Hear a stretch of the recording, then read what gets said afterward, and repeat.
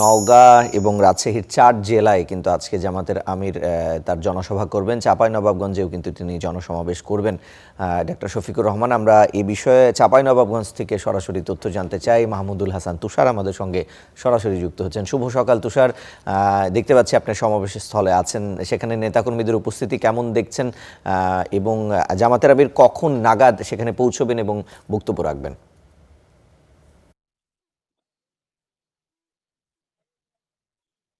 জি, রিশান, আপনি বলছিলেন আমি এই মুহূর্তে উপস্থিত আছি নবাবগঞ্জ সরকারি কলেজ মাঠে। এখানে জামাতের আমির ডক্টর শফিকুর রহমান তিনি দুপুর 12টা 30 মিনিট নাগাদ প্রধান অতিথির বক্তব্যে তিনি এখানে বক্তব্য রাখবেন বলে আমরা আয়োজক কমিটির কাছ থেকে জানতে পেরেছি। এখানে সকল ধরনের ইতিমধ্যে প্রস্তুতি সম্পূর্ণ হয়েছে এবং নেতাকর্মীরা এখন ইতিমধ্যে দূর দূরান্ত থেকে আসতে শুরু করেছে।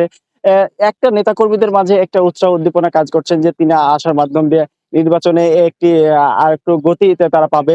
এবং আমরা দেখছি যে গতকাল থেকে নেতাকর্মীরা আসছে এবং তারা পরিদর্শন করছে মাঠ, যে তাদের দলীয় দলীয় প্রধান আসবেন এবং দলীয় প্রধান আসার মাধ্যমে তাদের মধ্যে একটা উৎসাহ উদ্দীপনা এবং নির্বাচনকে ঘিরে একটা আলাদা আমেজ কাজ করবে।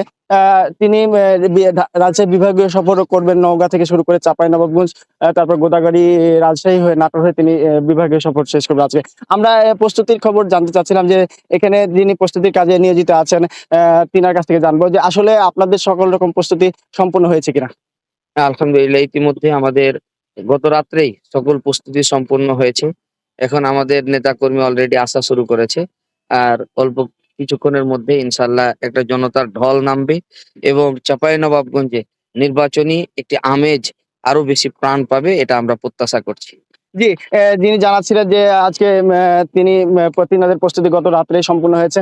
ইতিমধ্যে আমরা দেখতে পাচ্ছি যে তিনাদের নেতা কর্মী থেকে শুরু করে সকলে মাঠে উপস্থিত হয়েছেন এবং অনেকে ভোটাররা তারাও মাঠে উপস্থিত আছেন এবং তিনারা ব্যস্ত সময় যিনারা পার করছেন, আয়োজক কমিটি তারা দেখছি তারা রাত্রেও তারা ব্যস্ত সময় পার করেছেন এবং আইন শৃঙ্খলা বাহিনী তিনারাও নিয়োজিত আছেন। সকাল থেকে আমরা দেখেছি তারা মাঠে তাদের প্রস্তুতি এর বিষয়ে তারা দেখছেন এবং মাঠের চারিদিকে তারা নিরাপত্তা বেষ্টনী দিয়েছেন।